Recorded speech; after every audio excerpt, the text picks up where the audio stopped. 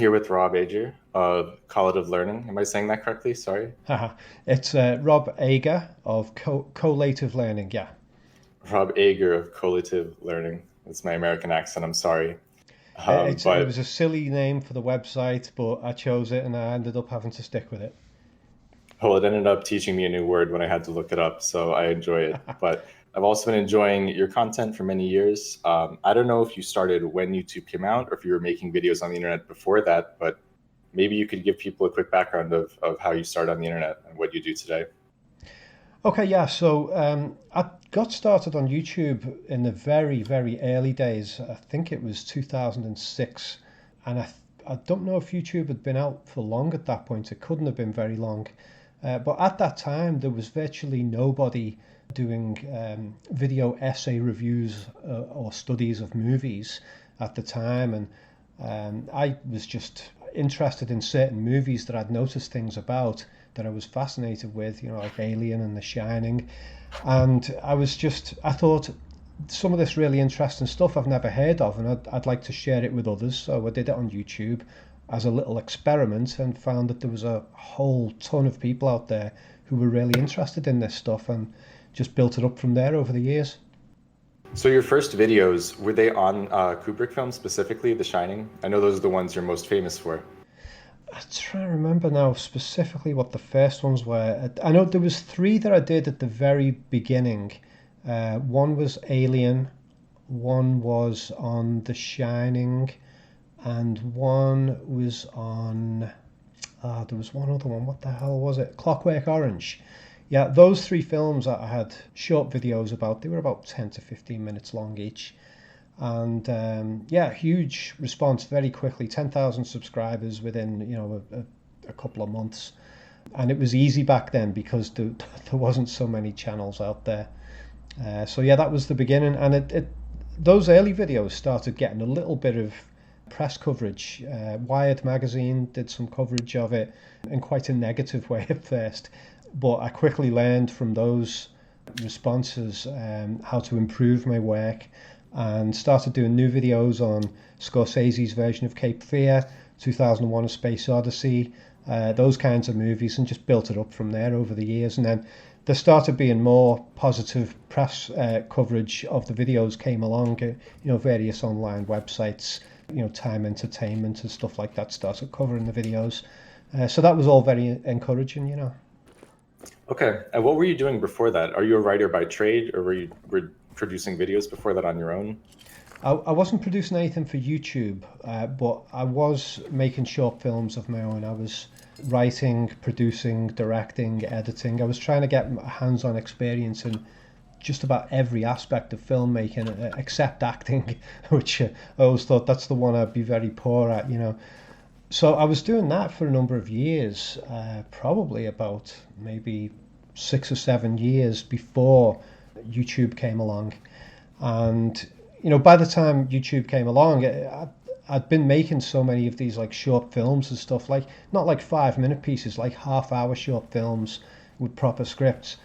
And I was learning so much from that. And at the same time, I was studying the movies of the masters, Alfred Hitchcock and so on, to try and learn more how to do a better job myself as a writer and director. And as a result of that, I started to think, well, hold on, never mind my own movies. I want to share what these people have done that's been missed. Okay. So you see yourself, I mean, do you consider yourself primarily a filmmaker at heart? Like, are you still working on active projects, movies? I would if I had the time to do it. I wish I did because I mean, I always have ideas for fiction films of my own. I've got folders full with hundreds of pages of scripts that are partially written. Some of them, some of the treatments I've written for my own scripts have been really in depth, and there's so many of them. But it's a question of time and money. Time is the key one. But I'm a father these days, and that really does not allow for going out there and just making movies on a where you're funding your own thing. Your parenting comes before that, so that's a sacrifice that has to be done in that respect. But someday I would like to go back to making fiction films. Okay. And do you have one film you've been working on your whole life that you would want to make, something in mind, or you're just still fishing for ideas? Well, I did do one extremely low budget feature film called Turn in Your Grave, and I went absolutely crazy on that film with all the just layers upon layers of symbolism, and it's insane, you know. And to look at the film is technically very, very low level, but I always knew it was going to be that anyway. But I just crammed as much symbolism and complexity into it as I could, and the end result was just something that is it's unique. I'm happy that the film is so unusual, and I've had so many people who watched it, whether they like it or dislike it, they always tell me they've never seen anything like it. So I'm happy to have done that one, but there's plenty of other ones I'd like to do. Yeah, I mean, I don't want to tell you any of the details of any of the scripts, and people Of steal my course, yeah. ideas. All right. So I guess one other thing I wanted to ask real quick, because we're talking about your origin story. You've been on the internet for a while and you've seen the evolution of the internet and YouTube. So I was wondering if you had any interesting stories or experiences about how you've grown this over time. Just off the top of my head, I know in some of your videos you talk about videos being taken down or imitated, and you having to reclaim ownership over them. Is this a common problem you've seen throughout the last decade? You know what? It actually hasn't been too bad. There's been the occasional situation that I've had to deal with, and each situation has been different to the others. But you know, I've been putting these videos on YouTube since 2006, so it's actually, if you take all of the problematic events that I've had, they probably amount to less than one a year, probably. I have had things like there was one production company that decided to start throwing legal threats at me about copyright infringement, even though you know a film review or a film study falls under fair use in copyright law because it's educational and it's a critique. So that's perfectly allowed legally. But this particular film company are well known for trying to sue people and for not even paying their own people who work on the films. And they got their lawyers to make some threats to me. But fortunately, I've actually got quite a bit of personal experience of dealing with court cases because I've had other things happen in that respect over the years, and I've learned a lot about the legal process. So when I started replying to their lawyers, and it was clear to them that I understood what I was talking about in the basic legal sense, not as a full-on professional, but I wasn't making the standard kinds of mistakes that people would make. They just backed right the hell off. You know, I provided my basic legal arguments in written form, and they just left me the hell alone and never replied ever again. So that was the only legal problem I've had to deal with in terms of copyright infringement. There's been other things like there was one channel on YouTube that one of the writers, it was one of those film analysis channels that's actually like a corporate setup where it's a whole team of writers, and it seems to be motivated as a sort of a clickbait thing for generating ad revenue and stuff like that. There's tons of these channels, and some of them have a lot of subscribers, and their content is far more slick than mine in terms of editing and stuff. And they know the algorithms way better than I do. But yeah, this one channel, one of the writers on there blatantly ripped off one of my written articles on my website, and they scored 500,000 views with it in about 6 months. And so I had a big complaint with them by email, and it was funny because the editor of the channel and the writer of the video, they were blaming each other for the plagiarism, but they ended up removing it, so that was all sorted. I mean, So sorry, go I on. guess, oh no, just like in general, then I guess most people complain about YouTube and their copyright system, and you would be someone who has a lot of experience with that doing these reviews. But in general, you're saying you've had a pretty okay experience. Well, actually, you know, there's one thing that works to my favor in this respect is that I think a lot of these copyright arguments, they're not really about the fact that you've used their footage. It's about the ad revenue. They don't want anybody doing like film studies and making money off it from ad revenue. They're like, we want the ad revenue because it's our movie. And YouTube virtually always takes the side of the copyright owner in that respect. But you know, I mean, like you know, you could get a film review show on broadcast TV, and they could use footage from a famous movie, but they don't have to hand over profits Hmm. for their show to the copyright holder. So why should it be like that with YouTube? I mean, if you're doing film reviews and stuff, you are advertising their product for free. But unfortunately, YouTube allows the copyright owners to claim the ad revenue. But I don't use ad revenue on my my videos anyway. Hmm. My channel is ad revenue free. I mean, I've had all these offers over the years from these YouTube partnership companies, and I'm just not interested in it for various reasons. And so, because I make my money through other means, through the website by selling the digital downloads and that type of thing, I'm okay with just letting the copyright holders claim the ad revenue for my videos that I put on YouTube. So they get the free advertising out of me for the movies and they get the ad revenue. So what's the point in them complaining and trying to get my videos taken down? So with those things in mind, they tend to leave me alone. And can they force ads to run on your videos even if you don't want them? Yeah, I think they can. Oh, that's a shame. Yeah, but I don't really care. It doesn't bother me if they want to do that. That's fine. As long Yeah, as it's as expected. long as they're not getting into all kinds of stupid legal wranglings with me. Um, yeah, that's fine. All right. So it sounds like you have some core philosophies behind how you manage your personal brand, your production company, however you want to frame it. So no ad revenue is one. Have you considered things like Patreon, or are you always just going to sell products through your website and you think I, that's the most I legitimate I way? started a Patreon Oh, really? Okay. couple of years ago, yeah, and it's up and running, and there's quite a bit of content that can be accessed there by the patrons. But I'd find the digital download system seems to work a lot better. I mean, my audience have got the choice for the Patreon or for the digital downloads, and the vast majority of them go for the digital downloads because they get to select the individual film analysis videos or whatever the other subject. They get to pick them individually and just pay for them, and then they get to keep the video because they've downloaded it. Whereas with the Patreon, it costs them less because they're doing it monthly with a small amount, but they have to just accept whatever I give them each month, which is not my entire back catalogue. I mean, that would Hmm. be crazy of me to do that. I've got hundreds of hours of material on sale on the site. For me to just put it all available to Patreon, then somebody just pays $5 and accesses hundreds of hours worth of stuff. That'd be a terrible business decision. Yeah. So do you make a decision over time to take certain videos and then upload them to YouTube, or is that just like a Yeah, time frame thing? sometimes I might go through my back catalogue and pick something that I made about 6 years ago and go, oh, it's about time I put that one on YouTube.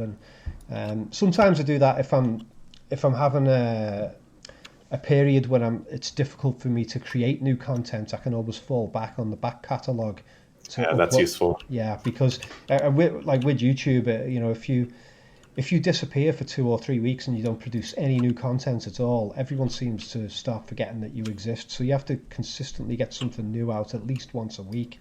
But sometimes I don't even manage that though.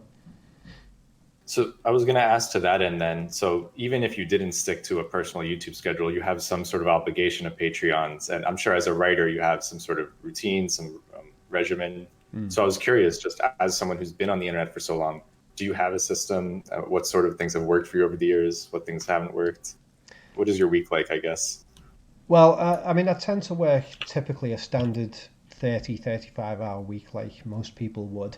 I would probably do more than that, except I'm a father, so I spend quite a bit of time doing parenting stuff. And this past year with the COVID has been kind of awkward in that respect because I mean the whole lockdown thing didn't really cause any problem for me in terms of running the business, because I don't need to be around people to do the work. I just have to be in the office and do the Hmm. work there on my own. I don't hire anybody else. I don't have anybody assisting. So with the lockdown, I mean, actually my sales fired through the roof the first few months.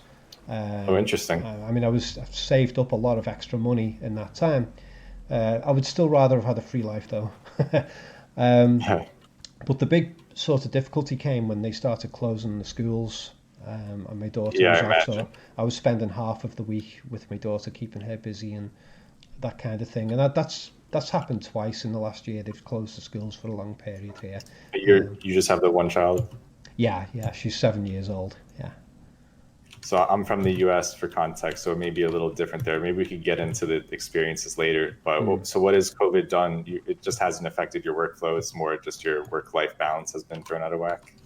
Yeah. So just mainly the school closure has been a problem. I mean, I really don't like the whole lockdown thing. Anyway, I kind of agree with the initial lockdown at the beginning because there was so little known about the whole thing. But since then, I think there's been quite a big overreaction from government. And I'm not going down a sort of conspiracy route on that. I just think it's been a huge overreaction. It's a very complex situation, though, isn't it? Because it affects everybody in the world, and you got everybody reacting to it, and you got everybody reacting to each other's reactions, and it's so unbelievably complex. So I won't go heavily into that because we could be here talking all day about it. Well, yeah. So I mean, briefly, I think everyone can agree.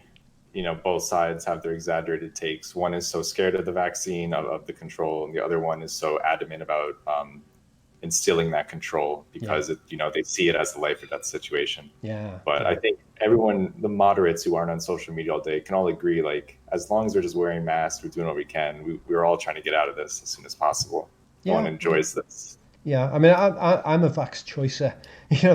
They talk about people's being pro or anti-vaccine. I just think everyone should just make their own decision on it. I mean, personally, at the moment, I don't want any vaccine because they've not been tested long term. And they're a fairly new type of vaccine. So for that reason, but I'm not in the vulnerable group anyway. So I only know one person who's died from the COVID. I mean, tragic anyway. But and I know two other people who were hospitalised who came back out. But it's not like I've been seeing the massive deaths and hospitalizations among people I know.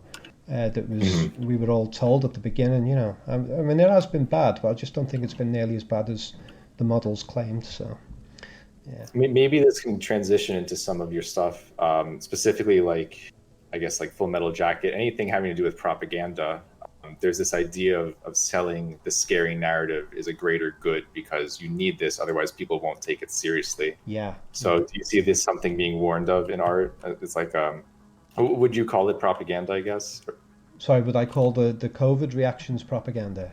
I guess would you call the general sentiment of like herd immunity trying to push, at least, if they have the choice of vaccine, still trying to encourage them to get the vaccine? Would you see this as a form of social manipulation? Yeah, I would say there's definitely been a lot of propaganda, but propaganda in itself is not always inherently a bad thing. I mean, of course, yeah. I always try and look at the view from the other side. If you don't do that, then there's no point sort of debating things. I mean, from the government's position, a lot of people just couldn't care less about the lockdown and they want to party and stuff like that. And so from the government's position, I suppose they think, well, we need to terrify people into obeying the lockdown so that we can sort this out. And you can think of that as being a noble cause, and I suppose it is in a way. But the problem with that is that because they exaggerate it, then they lose trust in the long term because people think, well, you lied to us last time, you exaggerated this, so now I'm not going to believe hardly anything you say. So that's a tough dilemma. I think it's generally better for the government to just come out and be straight up as possible about things like this, but that seems to be something that governments really don't want to do. Everything's done with these PR experts. So if we do this, people react like this. If we tell them this little white lie, then we can get this result. But there's a huge long-term distrust of government problem that's been going on for a long time, and it is the basis for all the wide spread of conspiracy theories over the last couple of decades. I think governments they've brought it on themselves. Sorry, do you hear me? I may have cut out for a second. What did you say? No, I may have cut out for a second. Sorry. I was just clarifying. So this is from the UK perspective, right?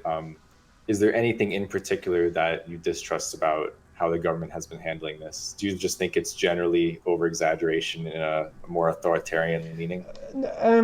I don't know about authoritarian. It can definitely be perceived as that way. But at the same time, if you've got a virus that really is going to kill tons of people, what other choice than you have do you have than to do a lockdown?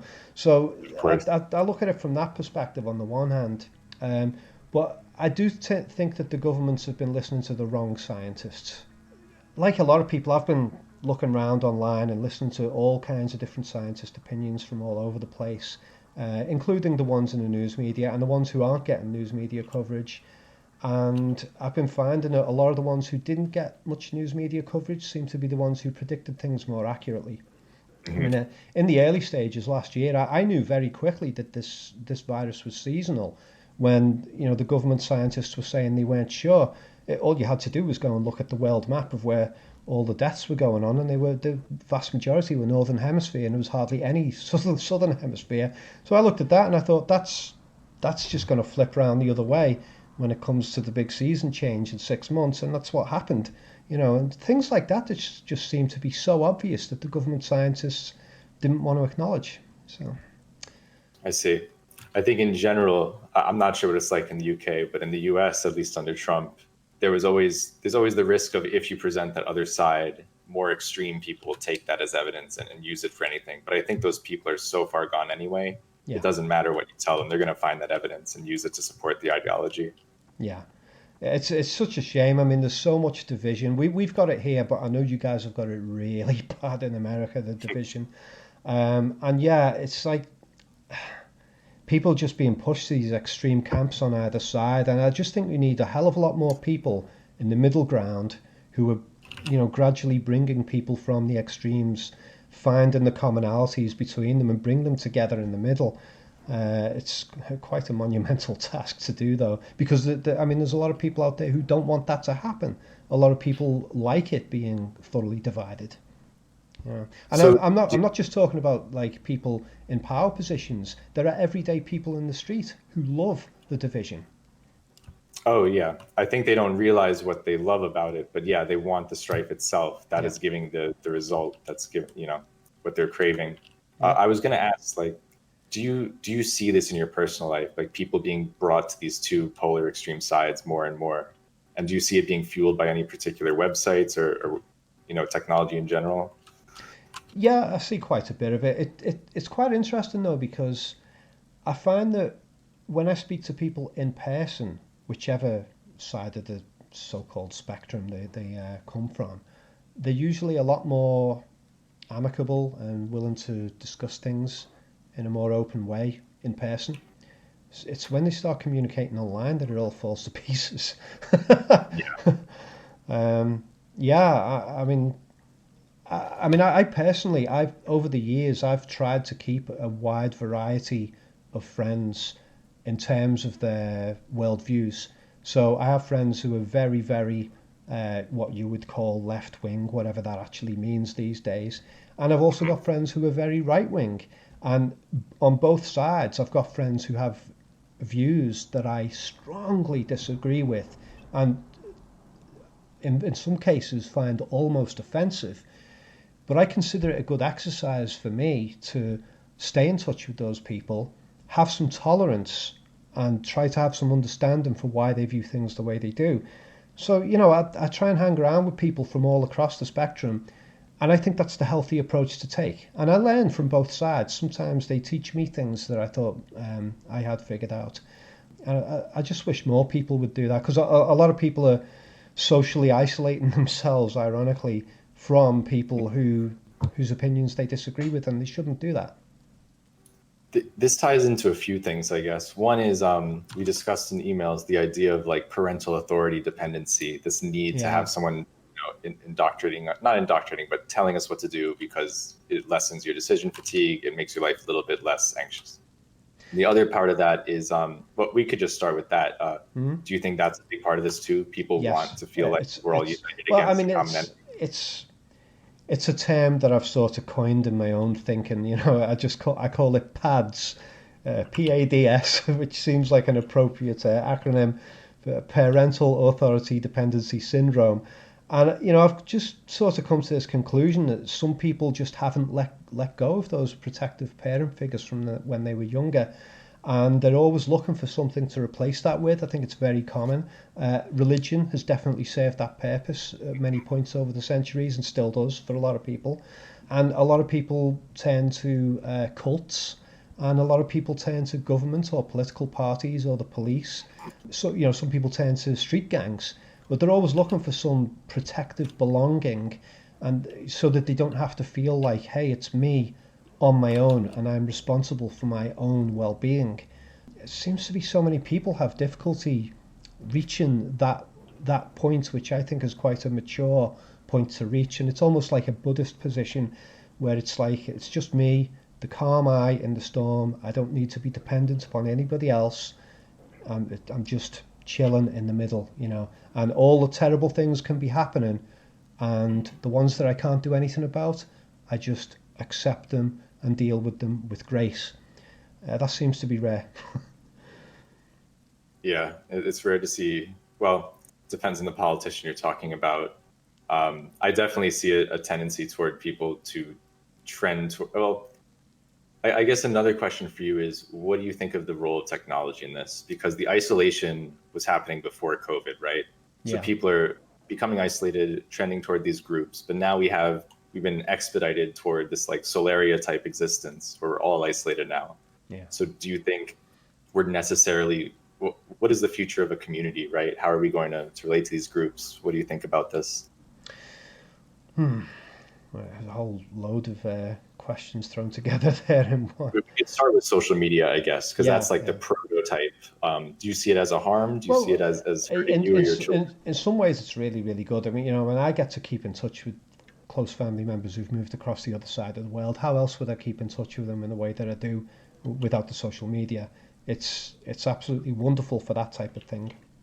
Um, and you know, there's a lot of people. I used to work in mental health many years ago, and I used to do home visits to people in the community who were they were put into apartments in the community, and the government would basically say, "Oh, look, they've got freedom, they've got lifestyle choice," but these people would be isolated because they couldn't make friends socially in the community because of their mental health problems.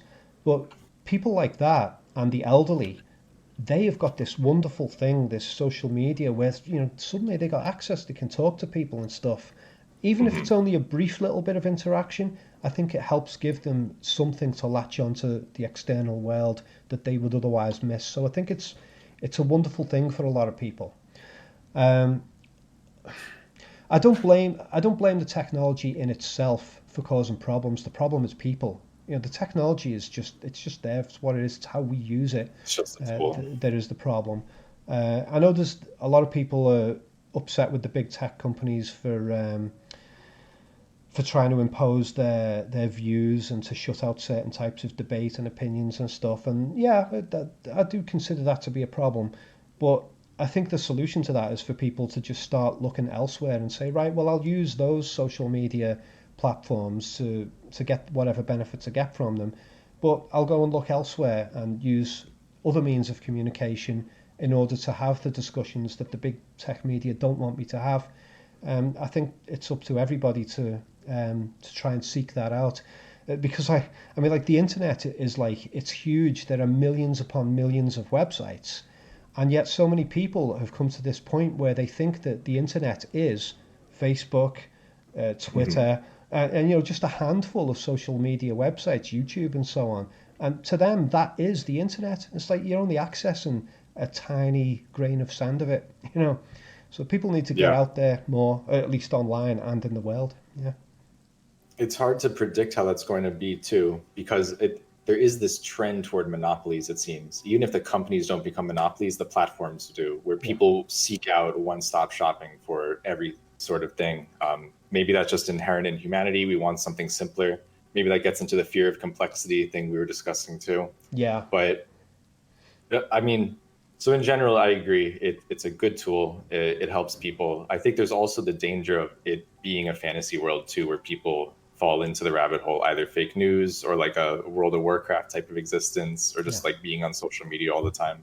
Do you see that being like an addictive force in your life? Do you feel that urge to post all the time and feel validation?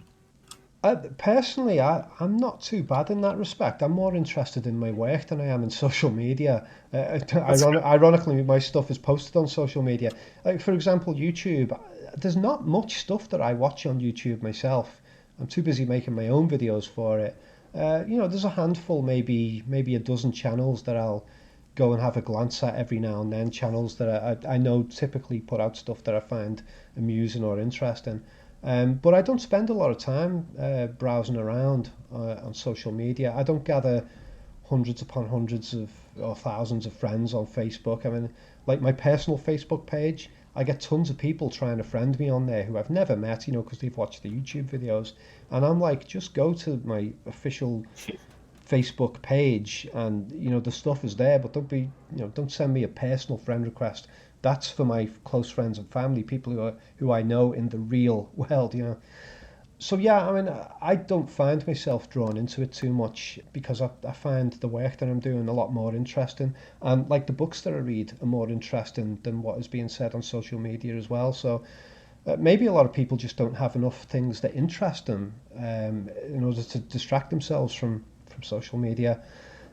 I can't remember. Was there another Here's a question you question. asked there? Yeah, here's a question then. Yeah.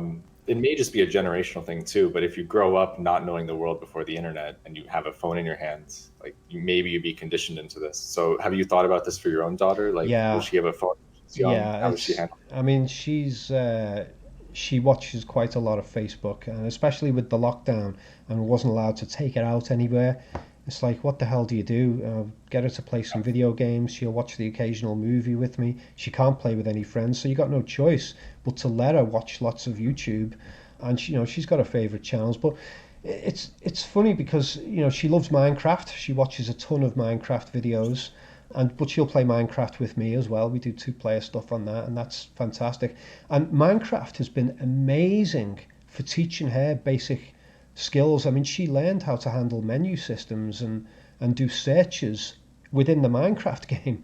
And then I saw how she ported those abilities across to the internet itself and to doing YouTube searches and so on. So that was incredibly educational. But yeah, I mean, it's up to me as a parent to get it out as much as I can, but the lockdowns make that really difficult. I don't plan on getting a phone for as long as possible. I'm going to avoid it. Yeah, I don't envy that decision, but I think Sorry, that's can I just interesting. add? Can I just add something there as well? I mean, I actually made the decision a little while ago that I mean, I hardly ever use smartphones myself, but I've got one, and I made the decision to really back away from the thing and use it even less. To the point where I went and bought a second phone, which is like made for elderly people, where you can actually take the battery out of it whenever you want. Mhm. Because I just don't like this thing where if I'm carrying a smartphone around everywhere, and whether I turn the thing on or off, it's being tracked. I don't want to be tracked all the time. Why? I'm not a terror threat or anything like that. Why should I be tracked? So I'm really moving away from the whole smartphone thing and just use it sporadically and not even take it out with me. And I think everybody should do that really. Start backing I away was from them. actually like that for quite a while. I just upgraded my phone recently, but I kept a not like a old, battery removal phone, but a very old, slow one to try to resist the temptation of having that Yeah. always in your pocket. So that's interesting. But And unfortunately for work, I do have to have one now. yeah. Yeah, I mean, that's the thing is they are so useful. It's funny because when I bought the really low level phone with the removable battery, the functionality of it is just ancient. And I thought, wow, did I used to use these? But like on my smartphone, I deliberately don't even pay for internet access. Because when I'm out and about, I just do not want to be dealing with emails. I don't want to be searching online, so I deliberately make it so that I can't. So my phone is only I can only use it for text messages and phone calls, and I keep it like that. And I've kept it like that over the years, and I intend to stay that way. Okay, so that's one thing you do for your workflow, I guess. You pretty much eliminate all technological distractions. You really just focus on your work. You don't worry about your fans, the responses. You just do what you have to do. Oh, I try and keep up with the fan mail and stuff. It's Of not course, yeah. always easy, but usually I'll spend like maybe 20 minutes, half an hour a day dealing with that. But often that's not even enough to keep up with it. So yeah. So I guess here's one question. Maybe you can tell me as a Kubrick expert. We have this idealized version of our relationship with technology. Maybe it's like a bit of Star Trek too, where we have these phones in our pocket and we have these doors that open on command and everything works at the touch of our fingers. And then we have what we just discussed, this imperfect relationship with technology where we have to sort of limit our interaction with it. Do you, what do you see for the future of this? Are we eventually going to approach this vision these artists had of how we're going to seamlessly integrate with it? Or do you think there's always going to be a barrier, a friction between us and technology? I think there's always going to be a barrier, definitely. I mean, it's kind of like with the whole television thing and the virtual reality. For a long time, I've thought that VR technology is only going to be used in a very limited way because I think people like the separation when they look at a screen where it's actually a rectangular box that's confined in front of them. So it is a separate reality. You're aware that you are separate from it, so you can interact with it, but it doesn't swallow you, you know. Um, Yeah. so I think that is going to carry on, and I haven't got a virtual reality gaming system yet. I've been thinking of getting one just to play around Have with you it. tried? I've had a little go of it, yeah. But I've heard a lot of people say that they don't like spending too much time in the virtual reality games because it messes with their head, so they limit the time on it.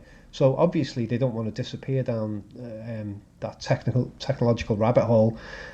So yeah, I think all people will always have an instinct to keep a separation between the technological reality and everything else. But I can certainly see how movies like The Matrix can be seen as being almost like a crystal ball to an extent. It's funny because I think the danger is less in the aesthetic sense. I think aesthetically, at the physical sense, we do maintain our distance with the technology and our touch wood connection with the physical world.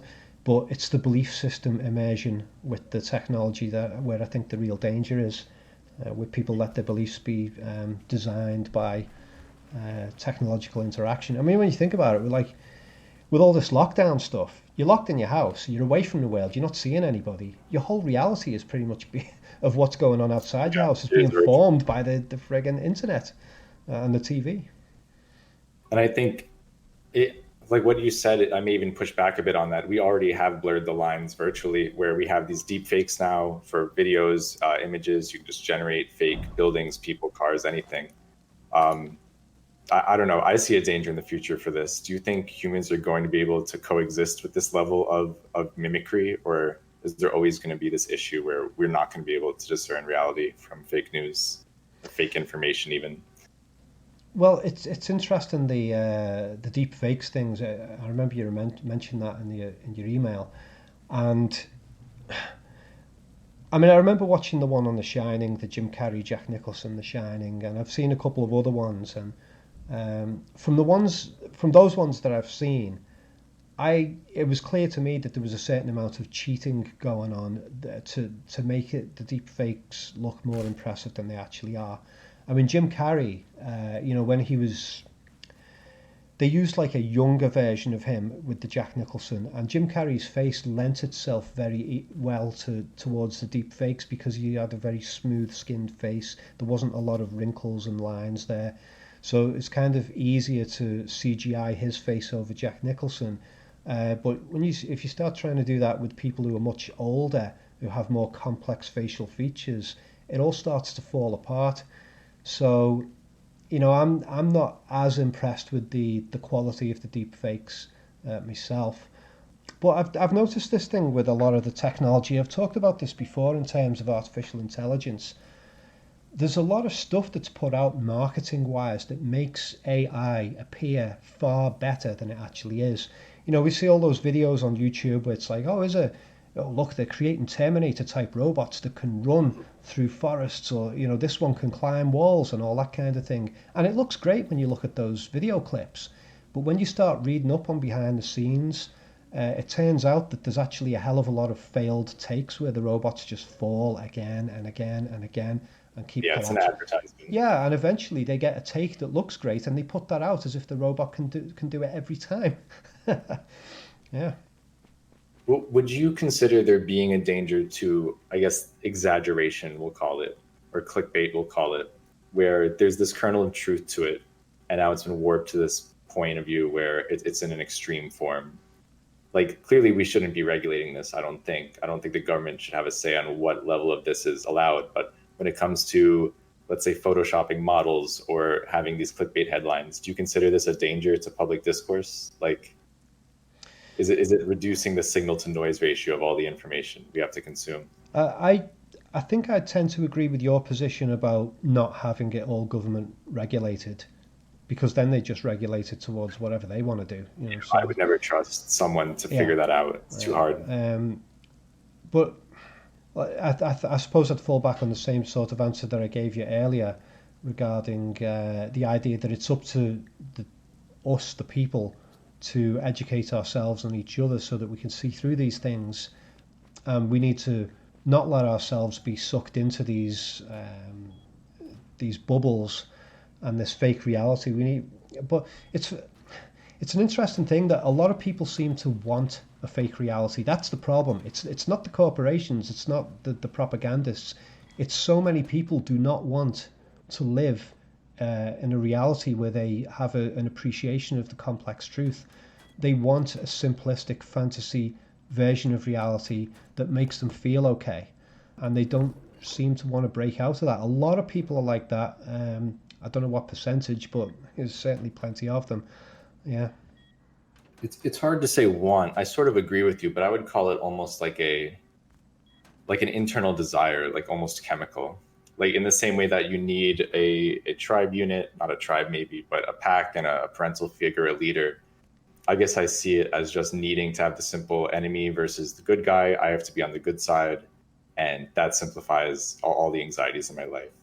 Yeah, So yeah. maybe it is a coping mechanism, something that's evolved in us to keep us more functional, just simplify everything around us. Yeah, I don't think it's ever gonna change. I mean, you get a lot of people talking about like the conspiracy interpretations of what's going on. Oh, we've got people, elitists are trying to do this and trying to do that. Well, that's always happened.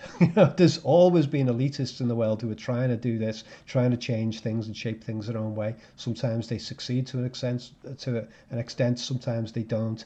It's always been happening, and it's not even like there's one group of elitists. There's different groups of elitists all over the world who are competing with each other, and same within countries.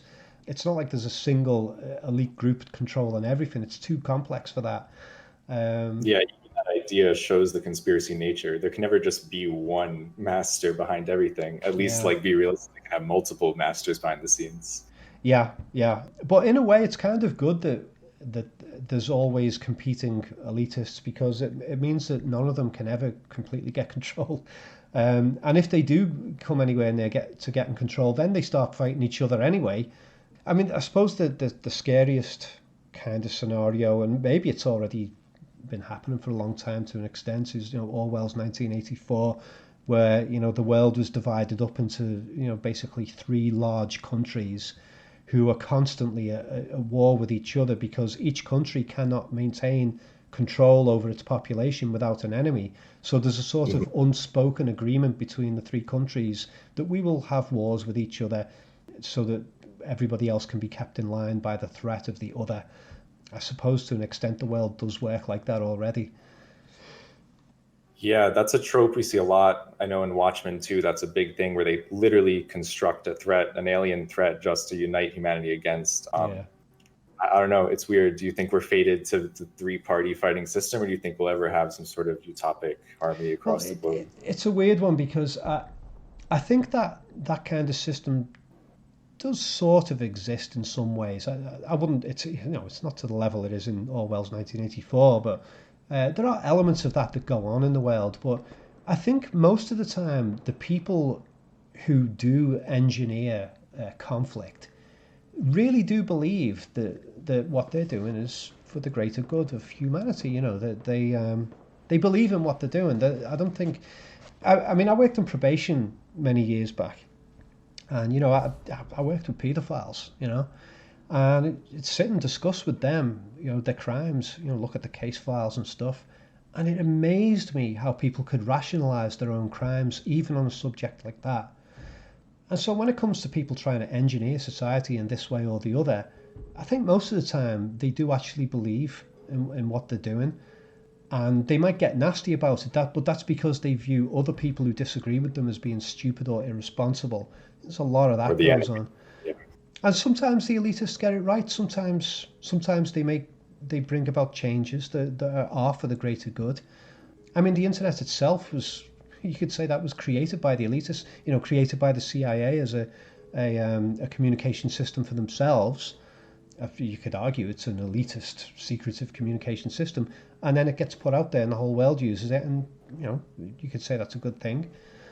I try and think of it like if I was running things, if I was in a very, very powerful position running a country or a city or whatever, how would you run things in a way that didn't annoy people, that didn't make people distrust you, that didn't create groups who think you're a conspirator? When you think about it that way, it would be near impossible to do. Anyone who's in Yeah. any power position is going to find people who severely distrust them and think they're up to no good.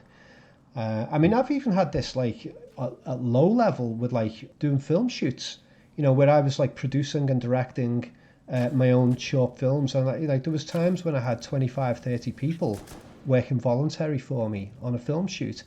And every now and then there would be one or two of them who just severely distrusted me and thought that I was trying to, I don't know, rip them off, not give them credit for the work. I would get that even at that level with a voluntary film shoot. So you imagine what it's like when you go far up the ladder and you're in a boardroom and you're running things and you're making decisions and making announcements. There's always going to be people who distrust you and think there's a conspiracy. Yeah.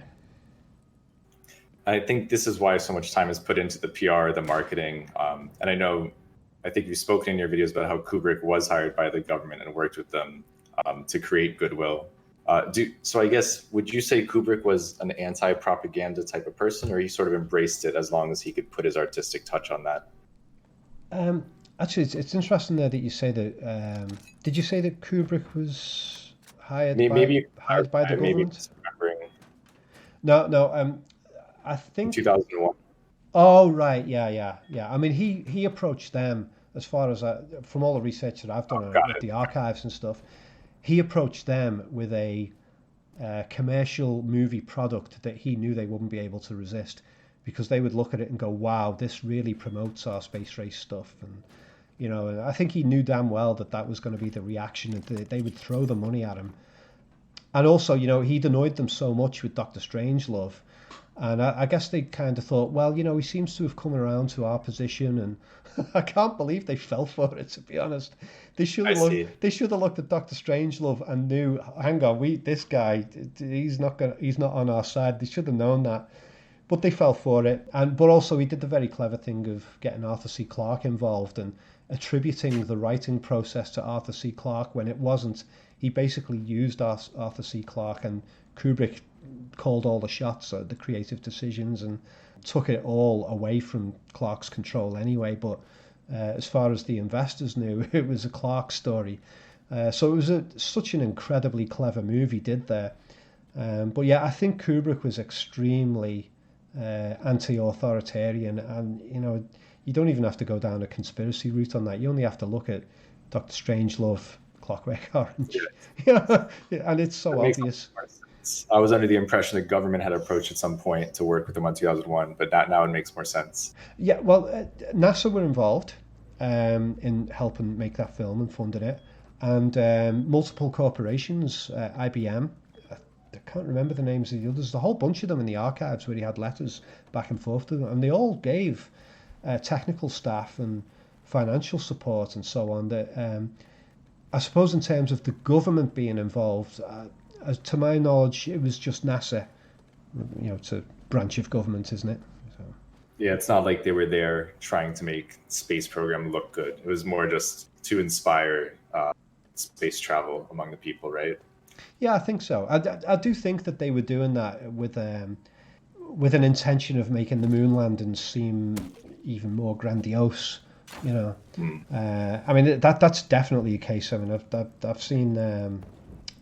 I've seen a behind the scenes documentary that was now along that I can't remember the name of, that Kubrick had put together to promote the creation of the movie when he was making it. And he's got all interviews with all these NASA people and scientists who are involved, and all these companies are all mentioned in the video. But that video wasn't put out publicly; it was put out to other corporations. So we used the corporations that were already investing, made a video about that, and then showed it to other corporations to get them on board, and they all went for it. So He was a bit of a marketer too. incredible, incredible. Um, so yeah, I was going to ask you. So then, would you say Kubrick is your favorite director of all time? I think he's probably the one who I respect the most in terms of just the sheer genius of how he put everything together and how he managed to get the creative freedom and stuff like that. Favorite director? Some people might laugh at this, but I think Spielberg is just an absolutely astoundingly good director in the aesthetic sense, or at least back when he was doing the old classic movies like Poltergeist. Oh, which he did. Oh, he didn't direct that one. No, he did. You read behind the scenes, he did that one. Some of those early Spielberg films, they just astound me with the level of skill in his direction. And in some ways, he was better than Kubrick. It depends. I mean, I've got different favorite directors for different types of things. If I want if I want Freudian psychology, Hitchcock is the man. If I want crazy dream logic, David Lynch is the man. So all the classics, though, you're a fan of all of them. Yeah, yeah. Was there any particular director that may be a bit more obscure or someone you don't plan on making videos about? Maybe you could talk about something viewers haven't heard of. Do you mean modern directors or old-time ones? Oh, anything. It could be old, could be new. It just seems like most of what you do is pretty mainstream. So I was just wondering if there's anything, maybe too small to ever make a video on, but a movie you really enjoyed or a director you really enjoyed.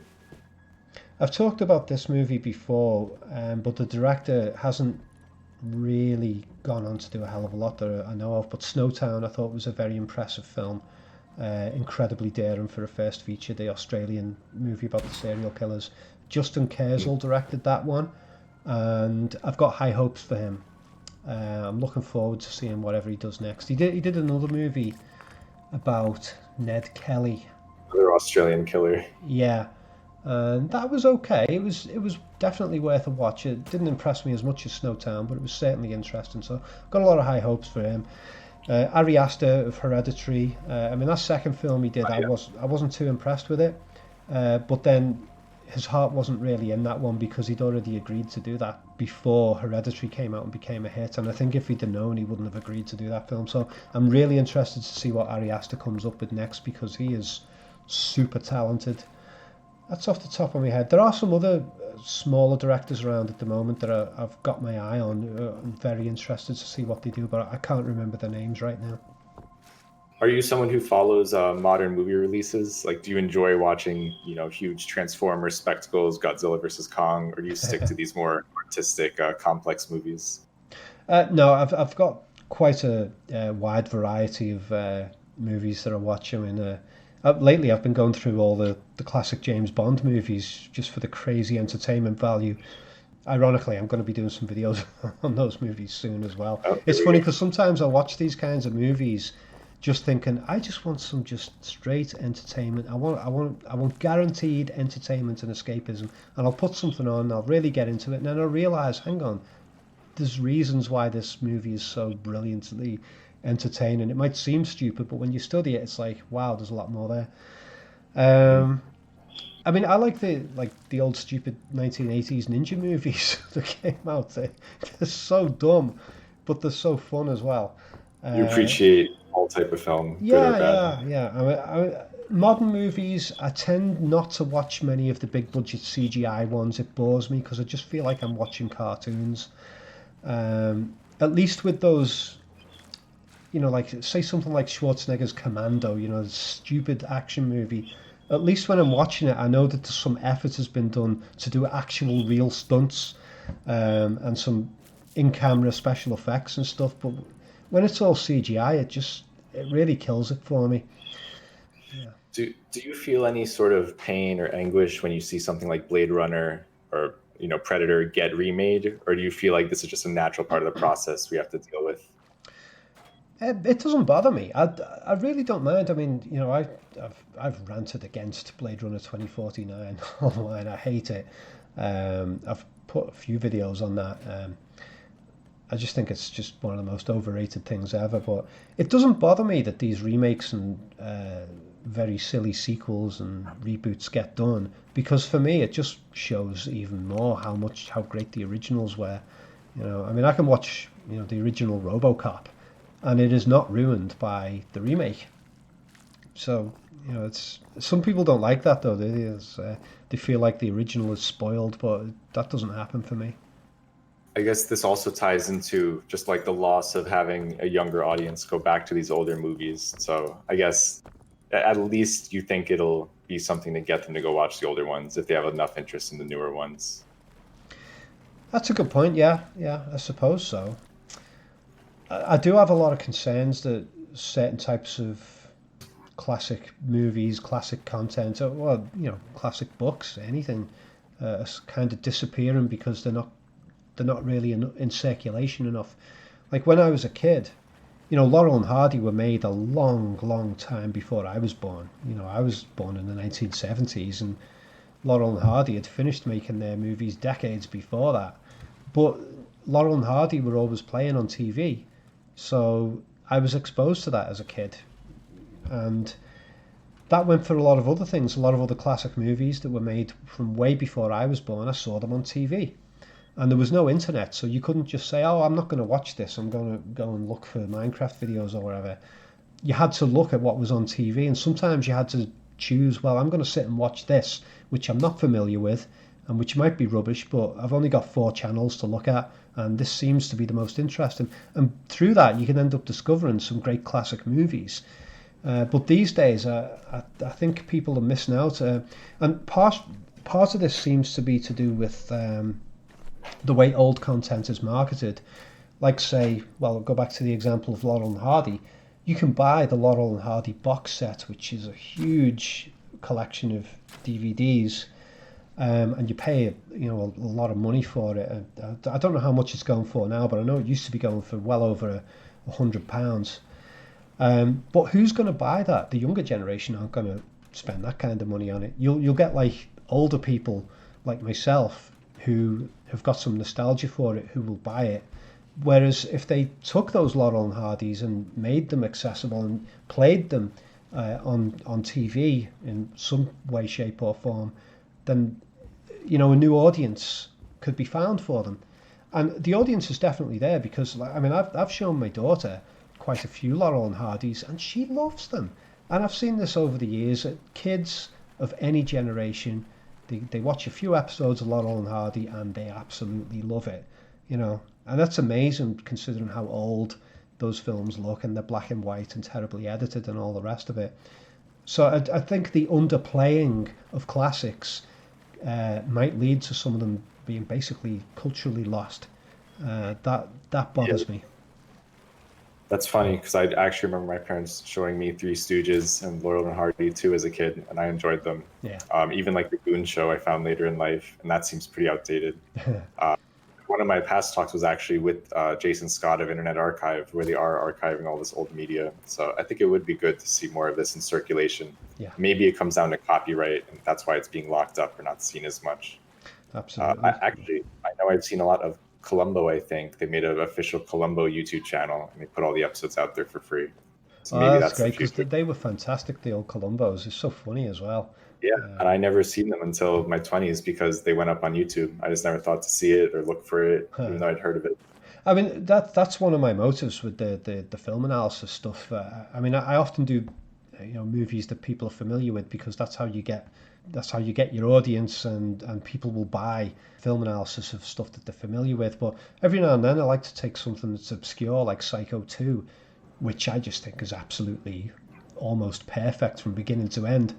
Movies that have just been almost totally forgotten, no one talks about anymore, and I'll just do a criminally forgotten movies episode on that, and then it's appreciated, and a lot of people come back and say, wow, I went and watched that because you talked about it, and yeah, it is amazing, so Yeah, I like to try and keep certain things alive, and I've actually been thinking for a long time of doing some videos on Laurel and Hardy as well, because I think there's a lot of genius in how they did the stuff that hasn't really been explored by film critics.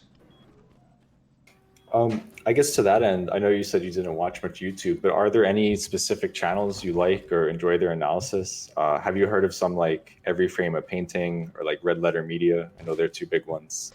Every Frame of Painting, I remember that they got a lot of views.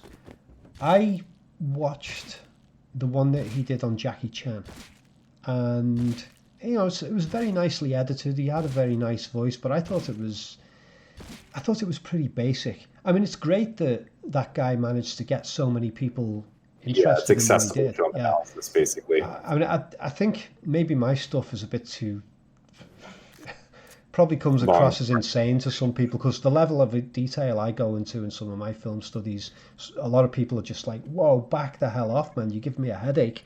But I think of it as kind of like, would you go to a scientist in a laboratory and say, "You're looking too deeply into things"?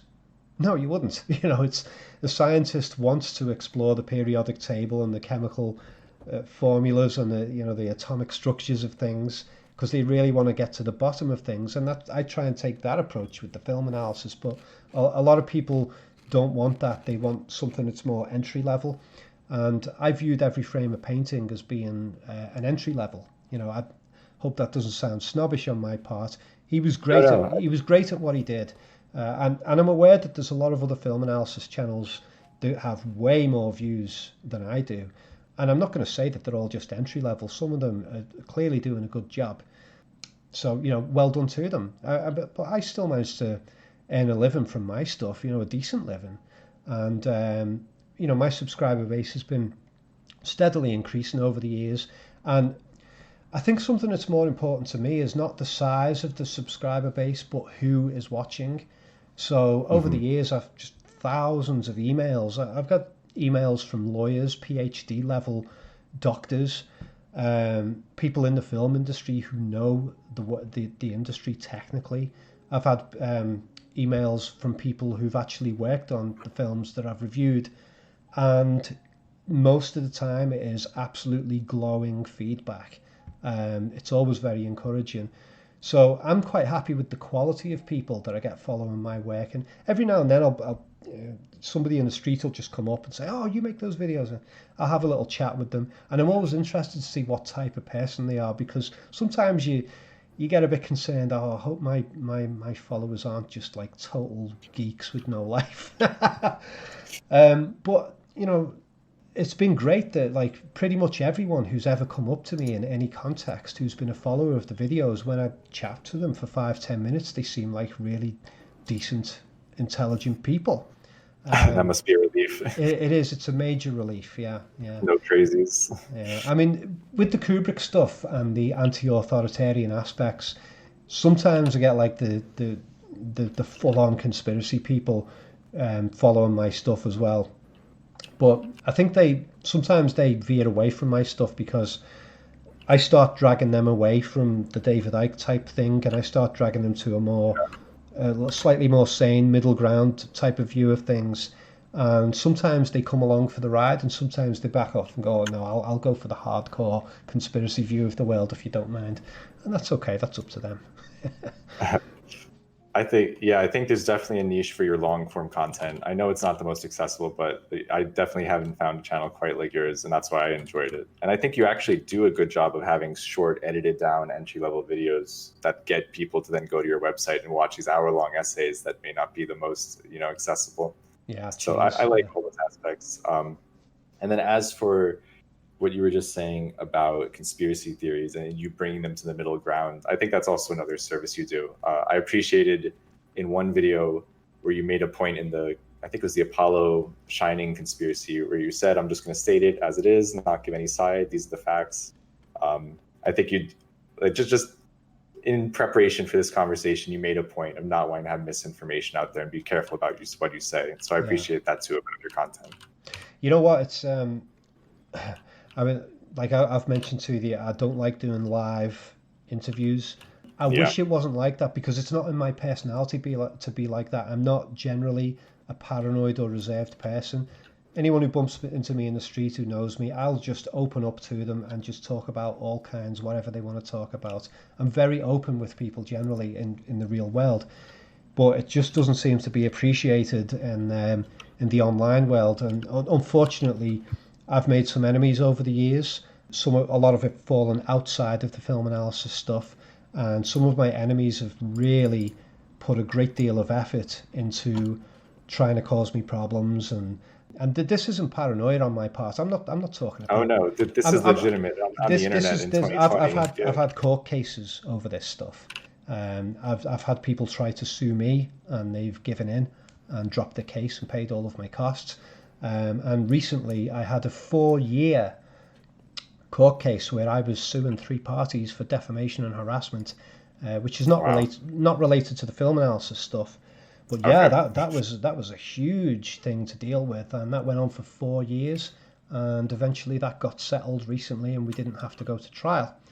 So yeah, I'm very aware that I've got there's people out there who are just waiting for you to make a slightly wrong statement that can be misinterpreted, or even where they can just grab a little chunk of something that you say and separate it from the context to try and make you look like a terrible person. I've had that happen.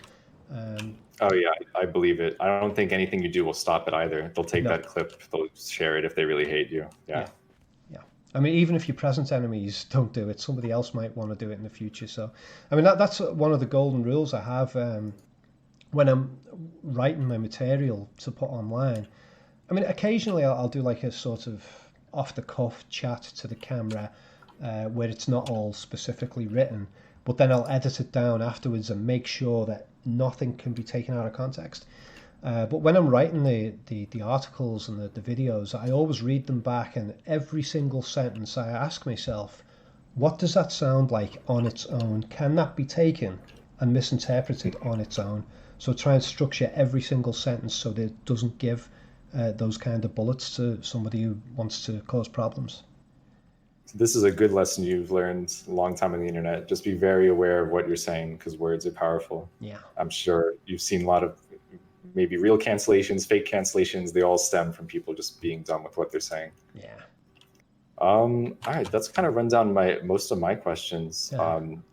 I want to, if you have a little bit of time, about talk about gaming a little bit because you mentioned your daughter and Minecraft. I agree is a great tool for teaching kids. It seems very much like Lego in a way. Yeah. Are there any other games that you really appreciate, maybe modern ones that I went through your top 100 list and not to insult the taste, but they're mostly like older games. But other than like open world, any other new games genres interest you? I really like a lot of the puzzle stuff that's been getting put out. I mean, The Witness was very high on my list. Yeah. Thought that was incredibly original and incredibly deep. I played Firewatch recently, which I think is about 5 or 6 years Okay. old. I quite like that. Not as an actual gameplay experience, but the story and presentation I found quite moving in that game.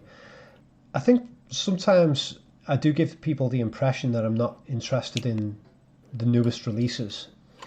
It's not necessarily the case. I mean, in terms of gaming, I can't wait for the next Elder Scrolls. As soon as that comes out, I'll get it. You know, I'm looking forward to Far Cry 6. As soon as that comes out, I'm going to play that because I love the Far Cry games.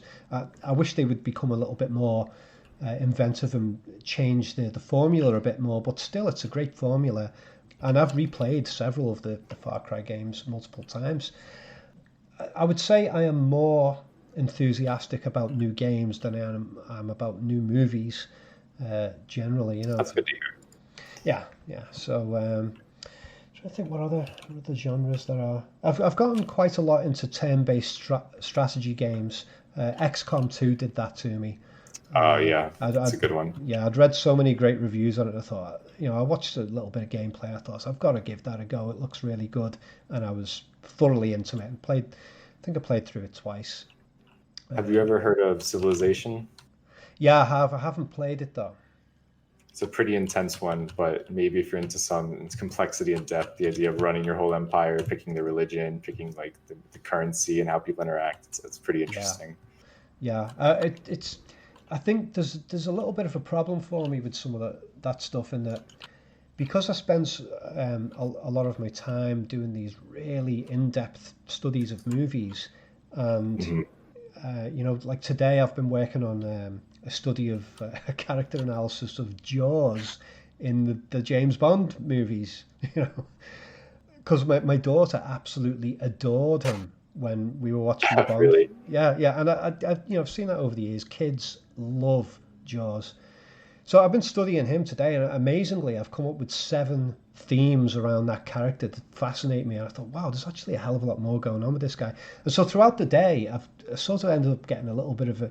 I exhaust myself intellectually on the subject, and then at the end of the day, I might say, right, I'll do a couple of hours of gaming or watch a movie, but I'm not in the mood for doing something that's too complex. I want something Yeah, that's you going just to tune out. be simple. So I think I tend to have a habit of playing simpler games at the moment for that reason. So actually, this raises a question then. You mentioned like a 30 to 35 hour workload. How many hours are you watching movies a week? Is that a regular thing you do constantly? You know what? It's not many because obviously after I've spent all day studying a movie, I don't always feel like watching one afterwards. Or if I do, I want to watch something that is completely the opposite of what I've been studying. So I So was doing all that stuff recently on the Blair Witch Project, and it's funny because like a lot of the feedback to that has been people saying, I wish I didn't watch your study of the film at night because now I've gone to bed and I'm seeing witches all over the room. And I was having that experience myself. I was like, I'm going to have to stop studying this movie about 3 or 4 hours before going to bed. Otherwise, I'm going to be seeing witches. And even my girlfriend, she said, oh, I watched your video on the Blair Witch Project and I went to bed and I couldn't sleep because of witches everywhere.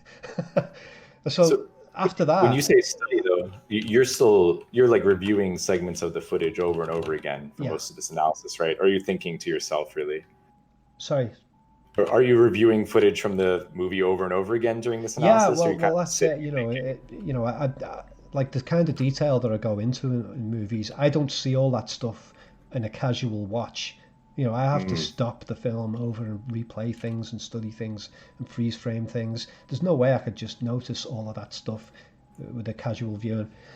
Um, but yeah, like after the Blair Witch Project, I was like, oh God, I need something to get this Blair Witch thing out of my head, right? Okay, I'm gonna watch the Living Daylights, the Bond film, or Octopussy, or something like that. Just something just completely the opposite, escapist fun. So I'm not usually watching very intellectual films these days as a casual thing because I'm doing that in the film analysis throughout the day anyway. Um, yeah, so yeah, it's fair enough. yeah, I think I would get burned out too. Do you ever feel burned out in movies in general? You just don't watch them? yeah, a little bit, yeah.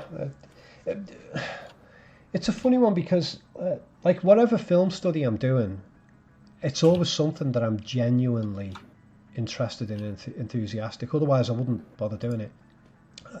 I hardly ever say to myself, right, I'll do this video because it will sell well, or this one because it'll get a lot of views. Sometimes I try to push myself in that direction as a kind of, to make sort of like wise business decisions. But at the end of the day, I find the best approach is to just let the movies select me. And when I do that, I end up producing my best content because I'm so into those movies. So I never really feel that much burnt out of it because I'm always enjoying whichever project I'm working on. And to an extent, you could say whatever project I'm working on at a particular point in time is my favorite movie for the time that I'm working on it. Interesting. So, I mean, over the last 10, 15 years, you really don't feel like you've ever gotten burnt out? You've been pretty well about pacing it?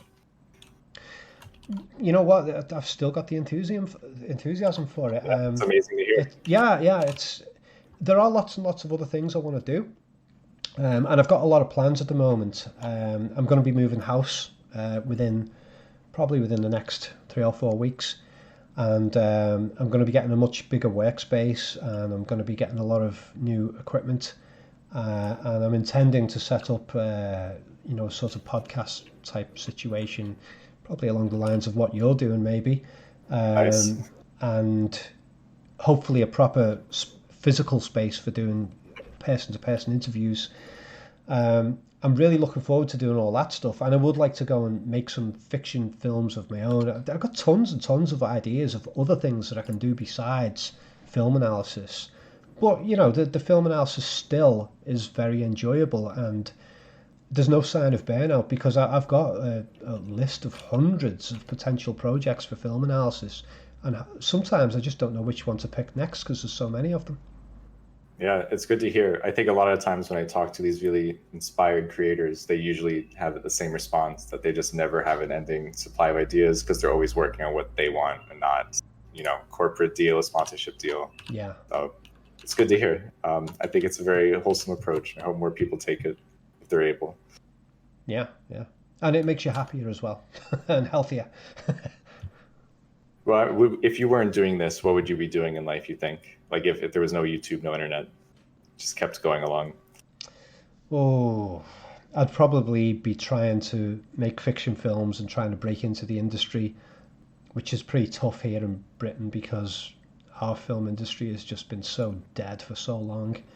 Um, I won't go too much into that. I don't want to upset people too much who are in the industry in Britain, but it's just been really dead.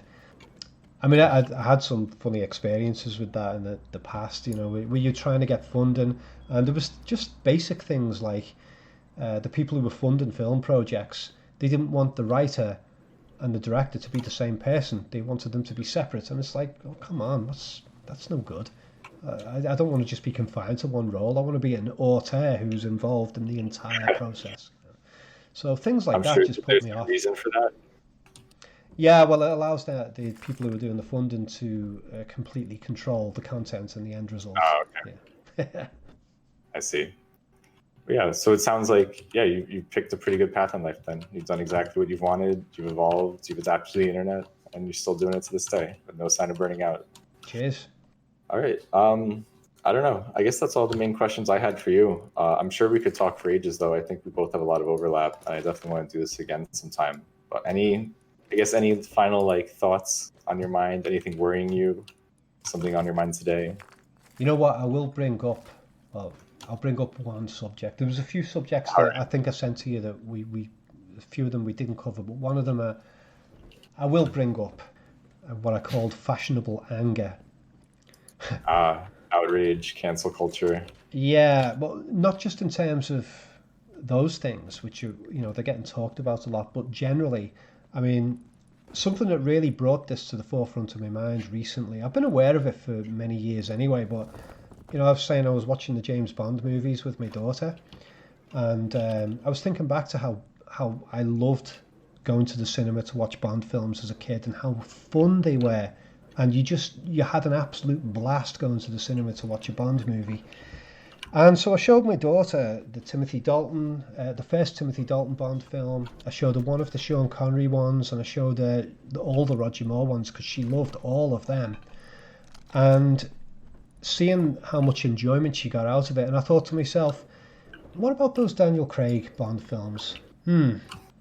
Let's see, I'm not going to show that to my daughter, that first Casino Royale, because it's got a sexual torture scene. It's also a lot more violent. There's not much fun in it. It's cold and brutal. She's not going to like it, and I wouldn't want to show it to her anyway because of that kind of content. And I realised at that point that the Bond franchise has basically abandoned kids. And I thought, I wow, see. that's an awful thing that they've done that. I never really thought of it that way before, but that's what's happened. So, And they've so abandoned it because fashionable anger is such a big thing in entertainment these days. People are saying they want Bond to be more brutal and cold and dark and, well, they use the term realistic, but there's never been a realistic Bond film and there never will. They're all silly, including the Daniel Craig ones. Okay, let me define this maybe then, because I was taking fashionable anger to be like outrage culture. So you're saying it more as like the gritty noir aesthetic that's sweeping through mainstream pop culture, maybe like Batman versus Superman or like Dark Yes, Knight. yes, it's there in the Okay, I see. superhero movies, it's there in the James Bond, but it also, I think, overlaps with the cancel outrage culture as well. People seem to have this idea today that anger is a virtue, that it's this powerful thing that gives you credibility, and well, they think it gives you power, being angry. And it's funny because I was watching The Empire Strikes Back with my daughter, and you got Yoda in there, and he's saying, "Hate, anger, the dark side Yeah. are these." And I was thinking, my God, everyone needs a little bit of Yoda's wisdom today. And as it Luke, he asks Yoda, "How will I know the good side from the bad?" And Yoda says, "You will know when you are calm, at peace." I think he says tranquil or passive or something like that. And I was like, my God, these words are just absolutely bang on with the problems of today. So many people have abandoned their sense of fun and enjoyable fantasy, and it's showing in some of the video games. It's showing in a lot of the movies, and the traditional family movie. Like the original Superman movie, even though it was quite dark, but it had a lot of comedy and fun for the kids. And the old Bond films, and Indiana Jones, they were violent, but they were also funny, and they had a sort of positive philosophical outlook on life. And now this cold, cynical, angry, violent mentality seems to be something that so many people like and think is respectable. And yeah, I think I just mentioned that to you in the email because it was a big thought that I've had lately that I just wanted to talk about. Yeah, it sparks a thought in me too, because people also have the opposite idea too, where they say everything is becoming genericized, especially in gaming. It's becoming easier to play, toned down. Everything's too complex. They want it to be accessible. Yeah. Everything treating toward Nintendo. So, and this is sort of like the opposite case now, where what would you call it? Like a crave for realism, just the idea of like it's more intense if we get to feel like the visceral reality of it. But what is the drive that's Yeah, making I us? think there's some sort of mix up between the perception of realism and the perception of anger. To me, anger's not realism. If a person is severely angry, it's probably because they've misinterpreted something, or they've got the wrong expectation, and reality hasn't lived up to it. I tend to think that wise people who have a good understanding of what's going on in the world can face the most horrific situations and be calm about it and reasonable and not react with this desire to kill or to hurt other people, or to shout them down. Yeah, that's it really. It's just a general thought. I haven't completely worked this stuff out in my head. It's a recent thought process that's really come to me Here, quite strongly. yeah, here's one theory. Do you think this is like a technological driven thing where as we got the uncanny valley shrinking more and more, people want this realistic, brutal depiction, and maybe it'll move into a more animated, fantastical tone as CGI gets better? I don't know. I don't think it's technology driven because thinking back over the years, I started to notice that it emerged in the 90s in music. I mean, heavy metal, which I've always, since my 20s, I've been a big heavy metal fan. I listen to all kinds of music, but um, heavy metal started to get really heavy in the 1990s, and it was full of anger and rage and cynicism and self-hatred and all that kind of stuff. And I listened to tons of it and took it all in. And there's a lot of albums came out from then that I still think are absolutely brilliant. I mean, like Nine Inch Nails, The Downward Spiral is so unbelievably negative, but I still think it's a work of creative genius. But yeah, I think there was a huge trend coming along with what was the other form of music that you had came out that grunge became extremely, it was fused with negativity and self-loathing and I'm so cynical about the whole world, and this is before the internet. So I think it was already going on back then, and I'm not sure exactly why. I mean, there was some reaction to the 80s. The 80s was very flamboyant and full of crazy, over the top positivity, which showed in movies. And I think people started to react against that. And Yeah. I don't know why they reacted against it, but it infected music, it infected movies.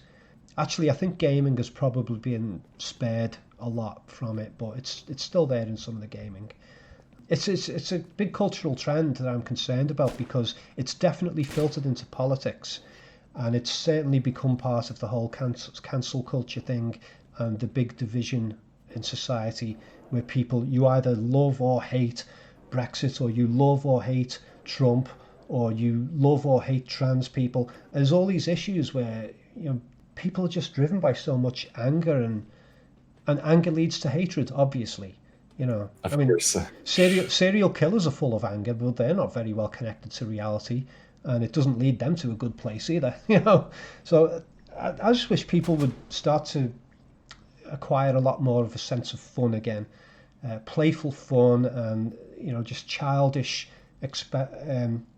enjoyment and experimentation with the world. Um, yeah, haven't really thought of exactly how I would word this. I'm just rambling off the Yeah. top of my head, my thoughts on it. Yeah, so I guess now I'm thinking of it more clearly. It's not even the aesthetic of being realistic or gritty. It is like how anger is depicted and used. Like I'm trying to think of like a counter example to this maybe. Well, I know a recent criticism on the Justice League or Batman vs Superman is just how angry they are all the time and how violent it is. Yeah. So maybe it just is it really that sort You of know old what? argument of Actually, too much violence yeah, on TV? yeah. You just triggered a thought in me there, which I knew I wanted to say this, but I'd forgot about it. Is that I think a lot of people have become kind of ashamed about fun and positivity. Hmm. And again, I think some of this stems back to the 80s. That, people talk about 80s stuff as being very cheesy because Yeah, there was a lot of fun, and it was clearly unrealistic fun, and it was clearly fantasy in a lot of ways.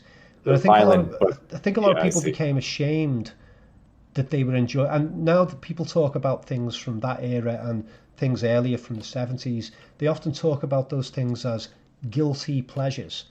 Why do they need to Hmm. feel guilty about something that is just fun fantasy escapism? And there's no agenda built into it. It's not real, but you enjoy it for the basic fantasy that it is. There's nothing wrong with that, but people seem ashamed of it.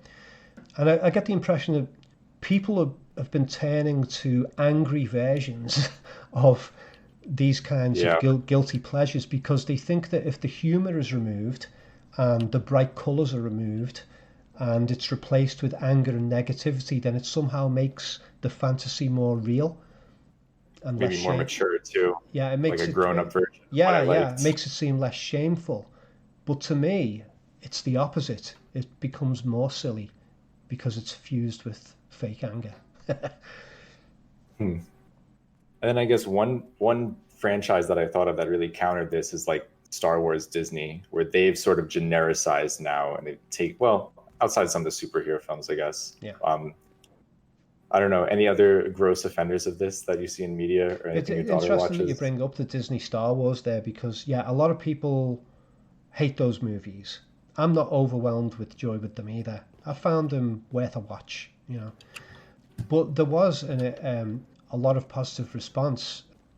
I mean, George Lucas himself, I think he made a big mistake with the amount of sort of cynicism that was in his prequel films, even though he'd Hmm. made the incredible original films. I think he kind of lost his way with those prequels in terms of the tone. A lot of the positivity was lost, and the Jedi's became very serious and boring.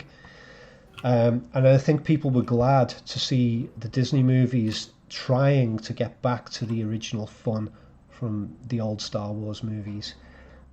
But still, there's a lot of anger. I still detect a lot of moments of sort of fake anger in those new Star Wars movies and fake cynicism. They have the jokes and stuff here and there, but like the character who was Han Solo's son, who is the pissed off Jedi. He basically looks like Marilyn Manson, doesn't he? So Hmm. I still see the fake anger as having still infected even the Disney Star Wars movies. This sort of edgy, rebellious counterculture, Yeah, you still see this remnant in it. Interesting. yeah. And I maybe it is a bit technological too. Maybe not in the CGI aesthetic way, but just like as news spreads, as the overall tone of information gets more negative, this is just how the outlook on the world is. Yeah, I suppose extremely negative news media certainly plays its role. I mean, I suppose you could say people are very annoyed with various aspects of their lives anyway, and maybe they really are angry deep down about certain social things that are going on. I don't know exactly what those things are. I mean, I could take a guess at it, but it might not be right. And maybe they seek out these fantasy expressions of anger in entertainment that satisfies that itch, you know. But I'm wondering, who is it in the real world who they want to beat up and kill? I think in some sense, like modern culture is so peaceful. You have so few issues in life. You have to seek this conflict either through games online or just getting in online arguments. Maybe there is this drive to find that other because none exists in most civilized Yeah, society. maybe it is. Maybe it's just the caveman that's still there in all of us, no matter what. Yeah, I hate Rob because he said this about my favorite movie. That's just it. They just need that enemy. Yeah, yeah. Oh well. Anyway, that's I think that's about all I can think of to say on that. But maybe at some point in the future, I might make a video on it that's more carefully thought out. Yeah, I've definitely explored some thoughts here too. I enjoyed this. We should do this again sometime. Yeah, Either of great. you recorded whatever you like. I hope. Okay. Is there anything you want to plug at the end? Your Patreon, your YouTube channel, anything I should point people to? Yeah, I suppose if you provide the links there for the listeners, I mean, the website collativelearning.com, COLLATIVE, and collate means to gather material together and organize it. For those who, a lot of people think it's collective learning. So yeah, that's the website, Collative Learning. And then the Patreon is just Rob Ager, AGER. So you can access a lot of my content on there. But if you're completely new to my work, then just check out the YouTube channel because there's dozens and dozens of hours of content there on all kinds of subjects, usually film analysis based, but within film analysis covering lots and lots of different subjects. Yeah. Yeah, just search a movie you find interesting or look at his most popular even. I think they're all pretty accessible. And even if you haven't watched The Shining, maybe it'll get you interested to go watch it. I don't know. But yeah, it was a joy talking to you, spending 2 hours learning about this and getting a bit of social stuff out of the lockdown. So thank you again for Yeah. responding. Well, So thanks, open. Chris. Thanks for good questions and good thoughts of your own as well. You know, it's quite a stimulating conversation. You helped me out a few times there when I was sort of getting lost in my own thoughts. I did feel like it. All right. Okay, Chris. Thanks. Have a good evening. Bye bye. Bye.